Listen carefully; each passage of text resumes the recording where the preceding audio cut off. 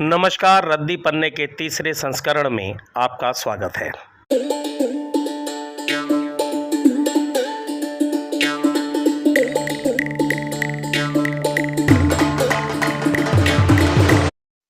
हमारी आज की कहानी का शीर्षक है पप्पू की स्वीटी। तो चलिए बिना समय गंवाए वीडियो की शुरुआत करते हैं।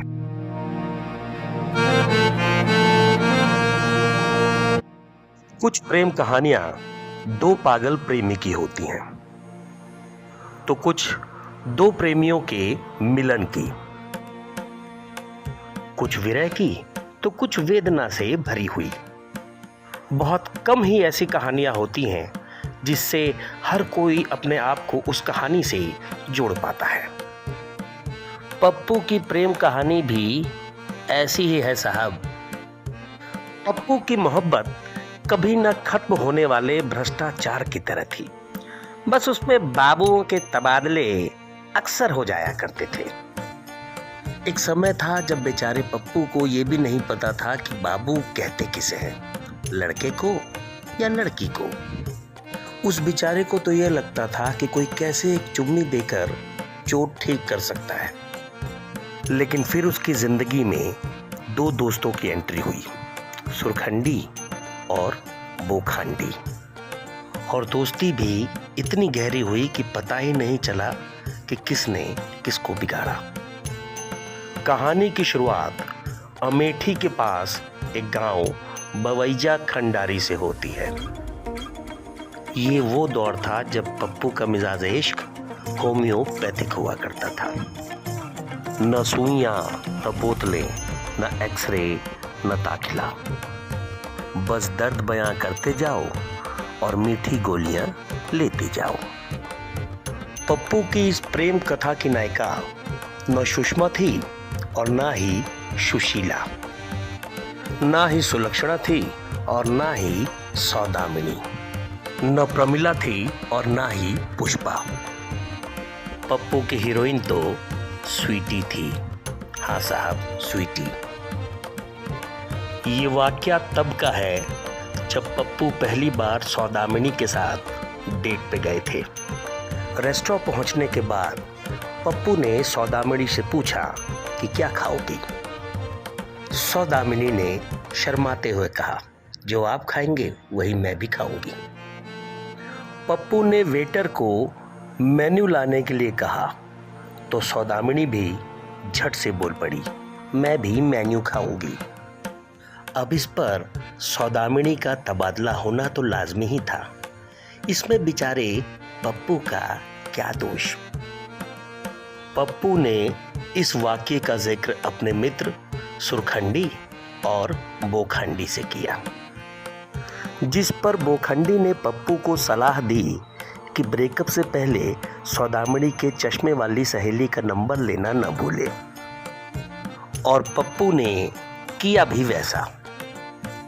हाँ साहब, अब सुलक्षणा के रूप में पप्पू की नई सहेली बन चुकी थी। पप्पू प्यार से सुलक्षणा को चांद कह के पुकारते थे और एक शाम अपने चांद के दीदार के लिए उसके मोहल्ले मौर्या नगर पहुंच गए, इस बात से अनजान कि उनका चांद कई उल्का पिंड लिए घूम रहा है। पप्पू का दिल टूट चुका था। अब इस पर सुलक्षणा का तबादला भी लाजमी था साहब।